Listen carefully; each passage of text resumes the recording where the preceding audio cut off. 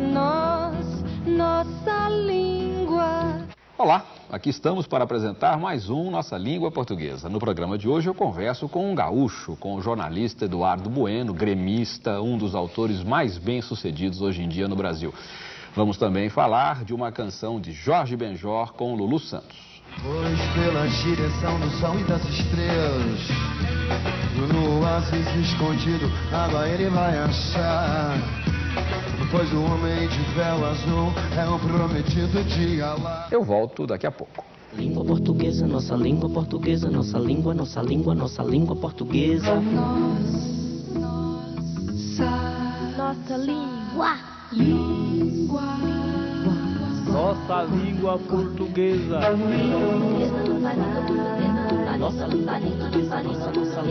Nossa língua, nossa língua portuguesa. Nossa língua, nossa língua, nossa língua portuguesa. Nossa língua, nossa língua. Nossa Língua Portuguesa de hoje recebe Eduardo Bueno. Acho que você já é figura conhecidíssima no Brasil todo. É, virou figurinha carimbada, né? De Repetido. nome sim, mas assim, se você anda na rua já as pessoas... Já, muito mais do que eu imaginava. Também o poder da TV, na real, né? Que, aliás, me faz pensar de o quanto a TV poderia fazer pelo livro no Brasil, né? Quanto a TV poderia fazer por tudo no Brasil, né? Por tudo. Pois é. Eduardo, você está nessa estrada há muito tempo, apesar dessa sua carinha de jovem, né? É o vegetarianismo. Machado de Assis já dizia, já explicava isso num texto memorável. Você está na estrada há muito tempo. Você fez, por exemplo, uma tradução, On the Road, né? O Pé na Estrada, que é um livro... Virou livro de cabeceira aí de várias gerações. De várias gerações. Isso foi quando? Em 1900? Eu tomei contato pelo livro a primeira vez, até uma história bem reveladora. Tomei contato pelo livro a primeira vez em 1976, na Argentina, numa edição espanhola, chamada En el Camino. Mas não era espanhola, não, era argentina mesmo. O livro foi publicado nos Estados Unidos em 1957. Nossa. A tradução argentina do livro, não espanhola, argentina, foi feita em 58. Eu comprei na livraria La Ciudad, onde o Borges frequentava muito, uma livraria extraordinária, Galeria del Este. Comprei ali e li em espanhol pela primeira vez. E aí depois que li em inglês, e fiquei quase 4 ou 5 anos batendo na porta de várias editoras brasileiras, das grandes, oferecendo o livro, e ninguém dizia, não, isso aí já passou, isso aí já era, esse livro... Né? E aí, então, enfim, o Caio Graco, da Brasiliense, o Luiz Schwartz, na época, editor dele, aceitaram fazer o livro e foi, olha, vendeu 183 mil exemplares no Brasil. Foi um extraordinário sucesso. E trouxe com ele toda a geração beat, né? Allen Ginsberg, Sam Shepard, William Burgers, Bukowski, né? E eu publiquei vários desses livros, traduzi vários, me orgulho de ter me relacionado com isso. Você teve a mesma dificuldade? Precisou ficar batendo ali, tum, tum, tum? Olha, moçada, vamos publicar aqui o negócio. Não, foi o oposto, né? Eu tinha essa ideia há muito tempo, mas eu ainda não tinha apresentado para ninguém. Eu tinha interesse em escrever sobre isso desde os 15, 16 anos de idade. Há muito tempo que eu sou fissurado pela história colonial do Brasil, sabia que tinha uma dose de aventura, uma moldura épica muito grande, e ela me parecia aprisionada no banco escolar, né, cara? Parecia, você fala capitanias hereditárias, as pessoas se arrepiam, de certa forma, até hoje, né? Eu, por ler muito sobre esse período específico da história do Brasil, que me encanta há tempo, sabia que tinha esse viés da aventura. Mas até pelo meu envolvimento com a geração beat, com outra área editorial e com o jornalismo, o projeto ficou ali só esperando a hora. Em 1997, em dezembro de 97, eu fui ao Rio de Janeiro, encontrei o Roberto Feite, dono da editora Objetiva, e apresentei... Vamos situar para o telespectador, ele era correspondente da Globo na Inglaterra. Exatamente. Faça o esforço que você vai se lembrar do rosto dele. Cara, foi a primeira voz inteligente na televisão brasileira, na moderna, recentemente. Falando sério, você ligava e dizia, olha alguém dizendo alguma coisa na televisão. O que será? Né? Porque, pô, você via as pessoas não diziam nada. Né? E ele, cara, tinha um insight, tinha um ponto de vista. Foi o primeiro repórter daqueles estilo americano, assim, com algo a dizer, sabe? Que valia tanto pela reportagem quanto pelo repórter em si. Né? O primeiro Pedro Bial. O Lucas Mendes depois veio na mesma... Não, bom, esse é outro assunto. E aí agora, hoje, ele é um dos editores mais bem-sucedidos do Brasil, né? Dono da Objetiva, que faz um trabalho extraordinário. Eu levei essa ideia para ele, a ideia é formatada já, 6 livros, com título, tudo lá, o período deles, né? Do descobrimento do Brasil à invasão holandesa. E ele, de imediato, instantaneamente, aceitou. E a gente iniciou o projeto. Esse aqui, por exemplo, o primeiro, A Viagem do Descobrimento, tem um subtítulo. Aliás, todos eles têm um subtítulo, pois né? Pois é, ainda bem que você vai falar disso, porque eu odeio esse subtítulo. Ah, é? Então, eu queria comentar mesmo. Esse aqui, por exemplo, A Viagem do Descobrimento, que é o primeiro volume, é A Verdadeira História da Expedição de Cabral. O subtítulo é seu? Não. Inclusive, nem o título é meu. A gente discutiu o projeto, legal falar sobre isso. A gente discutiu o projeto e os outros livros tinham um título: Náufragos, Traficantes e Degradados, O Rei, a Fé e a Lei, Os Piratas do Sertão, que vai ser sobre os bandeirantes paulistas, A França Antártica, já tinha os títulos, entendeu? Que são títulos ótimos, com toda a modéstia que me caracteriza. E esse livro aqui era sobre o descobrimento do Brasil, entendeu? Então a gente nunca chegou a discutir o título, mas era o livro do descobrimento. Eu terminei de escrever o livro, enviei para o Roberto Freitas, se chamava O Descobrimento do Brasil. Ele me telefonou e disse assim: você tá louco? Eu digo: como? O Descobrimento do Brasil. Eu ainda disse Descobrimento do Brasil, qual é que é, meu? Você escreve um livro inovador, com uma linguagem muito mais dinâmica, e me vem com o título O Descobrimento do Brasil. Eu disse: o livro é O Descobrimento do Brasil, se quiser dar outro título... A gente meio que discutiu. Se quiser dar outro título, é ideia, eu não tenho nenhuma ideia, não. A gente estava numa situação tensa naquele momento, porque eu fiquei escrever o livro em 40 dias, delírio meu, né? Escrevi em 51. Só que no 40º... Trancafiado, né? Trancafiado, só fiz isso. Nem jogo do Grêmio. Não, aí também tá grande demais.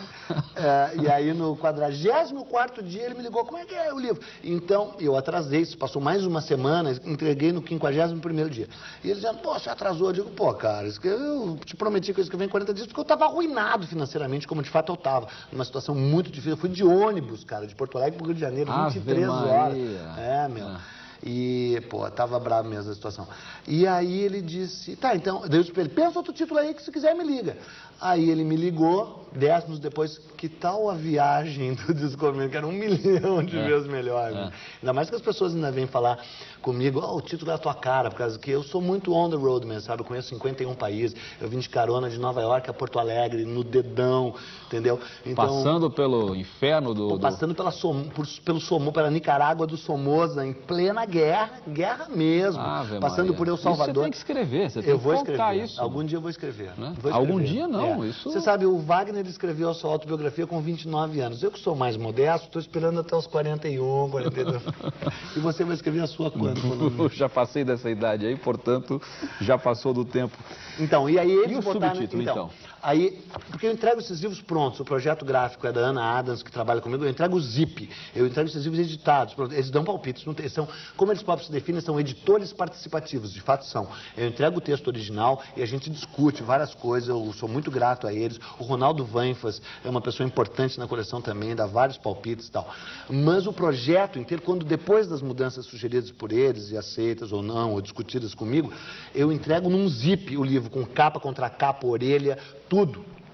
Um projeto gráfico da Ana Adams, que eu acho que ajudou muito a vender. Nossa senhora, é muito bonito. Aquelas notas laterais, tudo. Os 3 da coleção toda. É muito legal. Bonito, né? Então eu entrego pronto, que é uma inovação até no mercado editorial brasileiro. Porque eu tenho uma experiência editorial grande, né? Então eu digo: olha, cara, eu quero entregar pronto. E aí eles vieram com esse título, que é uma chamada comercial, mas eu discordo, em primeiro lugar, porque é o seguinte: eu não acredito na verdade absoluta de nada. A verdadeira história da expedição do Cabral, em primeiro lugar, não acho que é possível escrevê-la. Se fosse possível, não seria eu que teria capacidade de fazê-lo. Então, aí eu já pedi até para mudar, a gente está... Aqui também a vida nos atropelou, né? Porque, como eu estava dizendo antes, ele topou de imediato, a gente confiou no projeto desde o início, mas ninguém podia supor, Pasquale, que ia vender o que vendeu, entendeu? Eu achava que ia vender 20 mil exemplares, que é muito para um país que nem o Brasil, muito. Está em 237 mil hoje. É brincadeira. Porque amanhã já vai estar em... Porque vende 400 por dia, todos os dias. E com o programa vai vender mais. Escuta, a que você atribui Posso usar a palavra súbito? Não sei que palavra usar aqui para definir esse interesse do público. Pode usar súbito, sim, embora já houvesse sinais, né, sobre isso, do interesse do público brasileiro por história. E coincidentemente ou não, esse interesse era marcado por livros escritos por jornalistas escrevendo história, né? Fernando Moraes abriu esse caminho com o Olga. Ilha e tal. E a Ilha primeiro uma reportagem histórica, mas depois o Olga, que já é, né, investigação histórica mesmo. Que teve continuidade com o Chateau, né? Claro, o tema é outro, mas continuidade na obra dele. O Jorge Caldeira, com Mauá e com Nação Mercantilista, agora um livro maravilhoso. O próprio Rui Castro, eu ia dizer isso, o próprio Rui com alguns livros que beiram... Que perpassam isso aqui, né? E não são especificamente história, mas são, né? E mesmo porque ele é um cara muito interessado na história. Mas você vê, o que esses livros deles têm em comum? São todos do século XX, ou o próprio Mauá, que é do século XIX, mas que é o verdadeiro precursor, né? O homem da industrialização, entre aspas, da ferrovia e tal. O primeiro global brasileiro, totalmente, né? Porque o homem andou pelo mundo, era... Total, né? Como o filme até mostra, né? O livro mostra muito melhor. Então, só que a história colonial, essa não, essa aparecia ali, como eu falei, trancafiada. E eu sabia que tinha essa coisa assim. Aí, então, no sentido de interesse do público por história colonial do Brasil, aí sim a gente pode dizer que é súbito, né? Eu não atribuo a proximidade dos descobrimentos, atribuo os descobrimentos no máximo 25%, 20%, se tanto. Eu atribuo, em primeiríssimo lugar, a linguagem, sabe? Não que seja uma linguagem extraordinária, ao contrário, ela é simples. Mas talvez o seu segredo resida justamente na simplicidade. É uma história narrativa, é uma história que para você velas ao vento, entendeu? E leitura breve também, rápida. Inclusive, a diferença entre um jornalista e um historiador escrevendo história é que você abordar o jornalismo com as ferramentas, abordar a história com as ferramentas do jornalismo, te permite uma série de simplificações e de generalizações ao qual os historiadores não podem, vou até colocar desse jeito, se dar ao luxo de fazer. Porque é uma coisa que facilita muito o meu trabalho, entendeu? Pinceladas breves, pano rápido, entendeu? O historiador não pode fazer isso. Mas isso, você sabe, acho que você esperava, é óbvio, isso gera dois pontos, né? Claro. Uma bifurcação lá. Historiadores achando o seu trabalho legal e historiadores metendo a boca. Claro, né? eu já estava preparado para isso. Olha, é o seguinte, eu sou um cara muito aberto à crítica mesmo, especialmente quando ela é construtiva. E eu sou um cara muito crítico com relação à minha própria obra, entendeu? Esse livro, eu não teria coragem de dizer aqui em rede nacional que eu sou um homem despretensioso, porque as pessoas que me conhecem iam me bater, porque eu acho que eu não sou mesmo. Mas esse livro, essa coleção, eu te garanto que é muito despretensiosa no sentido mais libertário que a palavra pode ter, sabe? Às vezes, alguns desses que me acusam querem me acusar e dizem assim, vou pegar pesado. Isso é um livro de divulgação. Não estão me aprendendo de forma alguma. Graças a Deus que é um livro de divulgação. Assim como a sua obra, Pascoal, é uma obra de divulgação do português, sim. E se propõe a ser isso. E num país que nem o Brasil, com deficiências tão crônicas, né? Quem dera tivéssemos nós um Stephen Jay Gould para fazer livro de divulgação científica. Que tivéssemos pessoas que fizessem divulgação do que quer que seja. Que tivéssemos gente que fizesse divulgação do futebol como literatura ou como, né, livros históricos sobre futebol facilmente legíveis, né? Então, são livros de divulgação, sim, e se propuseram a ser livros de divulgação. Até te contei antes do programa aquela piada. Um professor de história disse, nos seus livros falta análise. Eu digo, olha, demorei muito tempo para tirar toda a análise que tinha aí. Sim. Claro que é uma piada, né? Mas a linguagem, o tom jornalístico, né? A brevidade da narrativa e, é claro, essa coisa do sabor da narrativa histórica no sentido de humanizá-la, né? A microhistória, a história da vida privada, a história da vida cotidiana, né? Embora eu não seja especialista em nenhuma delas, elas perpassam o livro, entendeu? É humanizar, é gente de carne e osso, entendeu? Documento. Quanto de documento há aqui? Tudo, aonde né? você foi, o que você... Eu sou um apaixonado pelos livros, eu sou bibliófilo total, não sou um Mindlin ainda. Se cuide, José Mindlin. Nos encontraremos em leilões da Brasil. Não, tô brincando. Memorável Mindlin, que já esteve aqui. Então, um homem, que incrível, né? Como bibliófilo, como o resto eu não sei, industrial, não quero falar, mas a biblioteca... Também uma boa figura, uma boa figura. Claro, não, como figura, sem dúvida, como pessoa, não há dúvida. E um livro maravilhoso que ele fez, né, entre livros. Uma grande figura do Brasil. Exato, grande figura do Brasil. José Mindlin é um patrimônio desse país. Total. E a brasiliana que ele reuniu, porque você sabe que uma das maiores brasilianas do mundo é da Bosch, né, lá na Alemanha, né, que por um lado até tudo bem, porque o Brasil cuida tão mal, mas por outro lado, sabe, às vezes você tem dificuldade de fazer a pesquisa lá. Já fui informado disso, não sei, não poderia afirmar, porque comigo não aconteceu, nem pedi. Mas já ouvi falar, enquanto que o Mindler, né, sempre generosamente abrindo a sua extraordinária brasileira. Mas falávamos sobre o que mesmo? Falávamos da linguagem, falávamos da pesquisa, do documento. Isso, então, tudo com base documental. Então, eu tenho 7.000 livros, tenho uma biblioteca extraordinária, tenho 4.000 livros sobre história e tenho orgulho de dizer que fiz toda a pesquisa na minha casa, sem sair de casa, e preciso disso, tá ali. Só não era exatamente assim, porque eu sou horrivelmente desorganizado, então tá em algum lugar. Mas tinha. Entendeu? E foram mais de 400 livros pesquisados para cada um desses livros, entendeu? Eu estou muito confiante na base documental deles. Tá bom, a gente vai para um pequeno intervalo, daqui a pouquinho a gente volta aqui com o Eduardo Bueno. Nós estamos de volta com o Eduardo Bueno, que já falou muita coisa, mas, Eduardo, pelo jeito você teria tanto a dizer que a gente vai...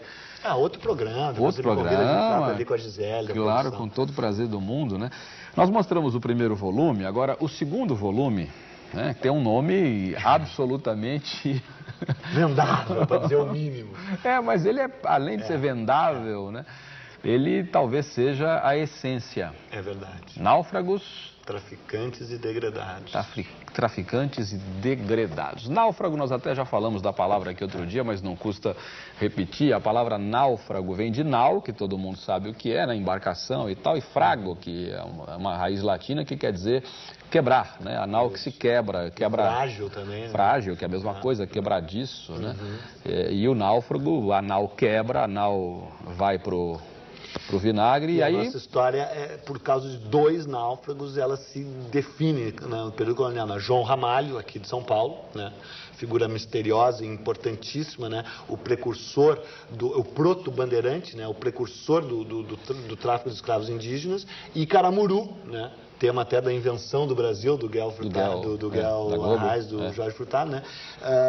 Como um dos inventores do Brasil mesmo, né? Caramuru, e até a própria palavra Caramuru, tão discutida, né? A origem etimológica, né? Homem do trovão, né? Se supôs, mas não é, né? É uma enguia, né? Um peixe elétrico que dava choque, né?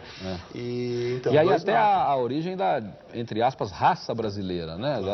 Da nação brasileira como povo e formação étnica e tudo mais, o começo disso aí, né? Sim, mamelucos, né? Gerados por esses náufragos e degradados, né? Então, e traficante, você sabe a teoria do Van Hagen sobre o nome brasileiro, né? Ele diz que se as regras gramaticais tivessem prevalecido, deveríamos nos chamar brasilienses. Nos chamamos brasileiros porque se diziam brasileiros aqueles que traficavam no pau-brasil. Como se dizia pimenteiros os que da pimenta e negreiros os que trabalhavam com negros. Então, é um sufixo teoricamente designador de profissão, de trabalho, de atividade profissional que deu origem aí à nacionalidade, né? O adjetivo pátrio gentílico e por aí vai. Então, é um caso raro. Eu até me esforcei, outro dia gravei um negócio desse pro Globo Rural, da TV Globo, e me esforcei. Você trabalha para outras TVs? Eles me convidam e eu vou, né? E a TV Cultura sempre permite. Generosa. Generosíssima. E eu fiz um esforço para lembrar outros adjetivos pátrios que terminassem em eiro. Eu acho que não me lembrei, não lembro mais se lembrei. Acho não é argentineiro? Argentineiro, bolivianeiro e por aí vai. Quer dizer, essa história do brasileiro ser brasileiro pela terminação eiro é interessante. Mas você me falava de um náufrago especial?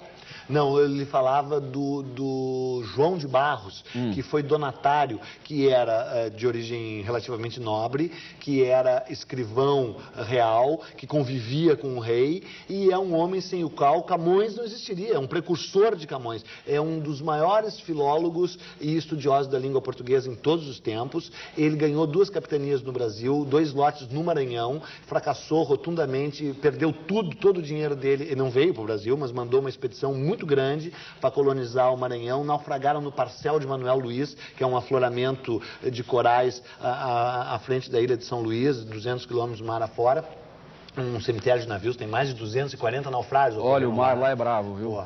O mar lá é bravo. Lençóis Maranhenses, uma zona muito perigosa. E esse João de Barros escreveu a primeira cartilha da língua portuguesa, embora haja uma polêmica que dizem que Fernão de Castanheira, uma coisa assim, também teria escrevido a primeira gramática. Ele chamava Cartinha, né? E ele propunha um alfabeto com 34 letras e não 23. E o mais interessante disso tudo é que ele era o ideólogo do... Ele dizia, língua e império caminham juntos. Então ele queria... Língua e poder, né? Língua e poder, né? Então ele fez essas cartilhas, chamadas cartinhas, como já falei, para que fossem distribuídas no Japão, na China, na África e no Brasil, porque a alfabetização em português facilitaria a dominação... A extensão dos... Exatamente, quer dizer, né? E um homem genial, autor de vários livros extraordinários, um deles sobre o Brasil que se perdeu. E escreveu As Décadas da Ásia, né? Que é a maior visão dos portugueses na Ásia durante esse período do século XVI. Um gênio absoluto que se relacionou com o Brasil e para ele muito tragicamente, porque perdeu tudo que tinha. Náufragos, traficantes e degredados. O degredo, a palavra degredo é da mesma raiz da palavra decreto, né? Vem do latim decreto, quer dizer, o cidadão era mandado por decreto, né? Era mandado para fora daqui. Para fora, né? Exato. E muitos deles vieram parar eram as ordenações manuelinas, né? O direito português, nos séculos XV e XVI, era de origem visigótica misturada com direito romano, né? Já foi definida como uma legislação draconiana. Muitos desses degredados que vieram para cá tinham cometido crimes menores. Sim, penas, coisas leves. Ladrão de galinha, como a gente diz hoje. Embora houvesse entre eles também homens perigosíssimos.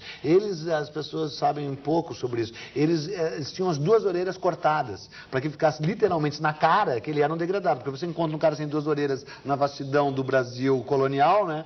Já tá, o cara não precisa nem apertar o Mike Tyson me mordeu essa aqui, essa outra eu tava me barbeando. Não dá, né? Então tava na cara que tinha sido degradado.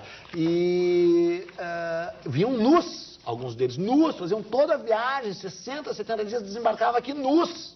Coisa nem de louco. Nada, entendeu?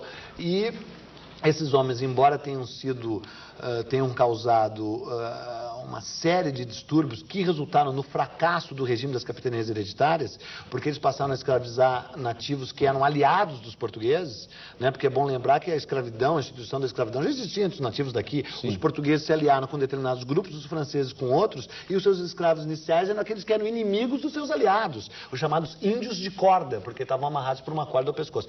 Mas depois, com o início da lavoura canavieira, os portugueses começam a escravizar os seus próprios aliados. Só que antes disso, os degredados tinham começado a escravizar os aliados dos portugueses, gerando uma revolta indígena, uma grande insurreição indígena muito pouco estudada, que se iniciou em 1546 e se prolongou até 1548 e que decretou o fim do regime das capitanias. E daí, em 49, começa o governo geral com a chegada do Tomé de Sousa.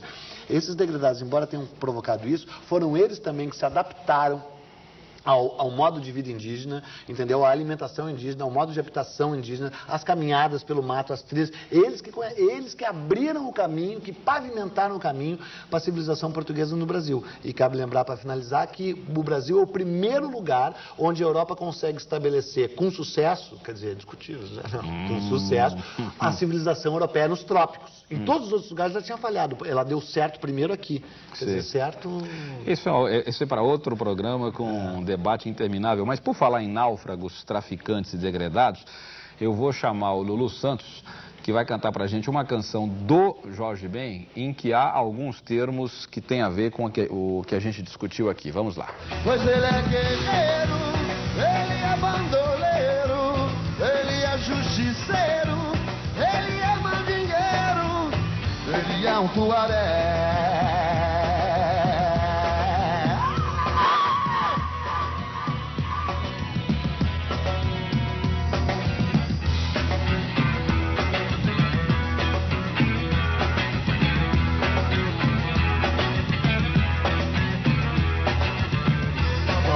Seu cavalo negro, brilhante. Ele vem todo dia azul, orgulhoso e confiante, trazendo seu rifle embalado, cimitarra, tira-colo, sempre pronto pra o que der e o que vier. Pois ele é sentimental oriental, é humano, é nobre, é touro, é muçulmano. Tu conhecias a música?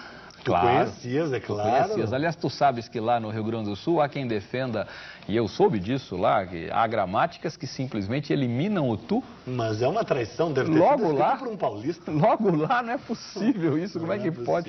Foi o professor Ledur que me disse isso, professor Ledur. Grande Ledur, grande Ledur, e tal, presidente da Câmara Rio-Grandense do Livro e tal. É. Tu conhecias a música, né? Conhecias, claro. Eu vou pedir licença ao telespectador, eu nunca pus os óculos aqui na nossa língua. É o peso da idade. É o peso da idade. Mas a letra Ou vocês acham que ele ia adquirir todo esse saber sem um preço? A letra aqui do Jorge Ben fala, a música se chama Tuareg, né? Ele é o Tuareg. O Tuareg é um indivíduo dos Tuaregs, um povo berbere. E berbere é uma delícia, povo da barbária, né? Povo do norte da África. Que invadiram Portugal e Espanha, né? Em 711, o Tariq era um berbere, né? Berbere. É. Povo nômade, Claro. como qualquer povo nômade ali, dizem os dicionários. Aliás, é interessante comentar esse caso da troca da vogal, de barbária para berbere, que é o adjetivo. Essa troca de A por E em português é muito comum. De mar nós temos amerriçar, de ano nós temos biênio, milênio, quinquênio, né? De barba temos imberbe, indivíduo que não tem barba. De arma temos inerme, desarmado, né? Que são casos interessantíssimos aí dessa troca do A pelo E.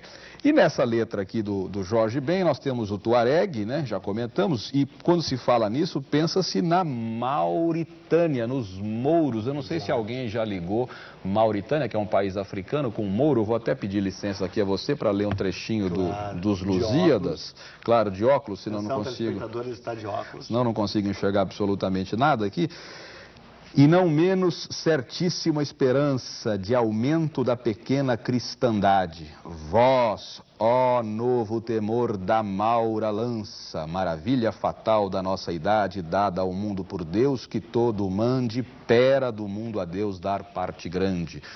Maura, que é daí que vem Mauritânia, daí que vem Moura, a forma latina, Maura. Você até conversava comigo sobre isso antes e tinha alguma coisa a dizer a respeito? Quer dizer, o habitante do oeste, né? O habitante do ocidente. Foi um nome dado pelos árabes oriundos da Península Arábica mesmo, né? E nesse seu movimento e nessa islamização desses povos bárbaros do Magrebe, né? Que também quer dizer o ocidente, né? Magrebe quer dizer justamente isso, o ocidente, que é o norte desértico da África. Esses povos passam a ser chamados de povos do ocidente, né? E isso é Mauritânia. E é outra troca também de vogal, de Mauritânia, Mauro, né? Para Mauro, aliás, para Mouro, né? Isso. Mouro, todo mundo sabe, os mouros dominaram ali. Claro, por 700 anos, né? Numa missão civilizatória, aliás, né? E foram muito mais tolerantes e muito mais, um grau de civilização muito mais requintado do que aqueles encontraram lá, né? Depois foram expulsos, né, na Reconquista Cristã, que na verdade a Reconquista Cristã é o que está na base do expansionismo português depois, né? Porque a primeira ação expansionista dos portugueses foi atacar Ceuta, no Marrocos, né? Que quer dizer Septa, a cidade das 7 colinas, né? Daí a origem do nome Ceuta, que até hoje é um enclave espanhol né? No Marrocos, fora dos Marrocos espanhóis. Fica um pedacico ali, lá no topinho. E ainda nessa letra, só pra gente citar aqui, tem uma palavra bonita, cimitarra, não é? A palavra pode ser, né? Bonita. A palavra é bonita, né? Scimitarra em italiano vem do persa, né? E é uma espada, né? Uma espada curva, né? Curva. É uma espada. Usada para separar uma parte do corpo da outra. É uma lâmina brava, né? Um negócio pesado. É isso, aqui nós tivemos uma aula, aliás, você sabe muito... Não, por você, pelo amor de Deus, nós sabemos que hoje, e está nos parâmetros curriculares nacionais, né, a necessidade, mais do que necessidade, é uma imposição, e é uma boa imposição, do chamado texto transversal, né, da interdisciplinaridade, né, e é preciso casar, assim, as disciplinas para que haja... Eu procurei, ao longo dos meus livros, dar sempre entre parênteses a origem da palavra, porque não só para a coisa etimológica e a coisa da palavra, mas porque ela também explica em si a história, né? Muito obrigado a você. Eu agradeço, né? Parabéns pelo seu trabalho mesmo. Parabéns pelo seu trabalho também e que fique aqui essa ideia de que as pessoas, sempre que estiverem lendo alguma coisa, façam essa né? Essa intertudo aí, né? Que é necessária, tão necessária para compreender aquilo que se lê. Obrigado, Eduardo. Obrigado. A gente volta na próxima semana. Tchau. Nossa língua portuguesa. Nossa língua. Nossa língua portuguesa. Nossa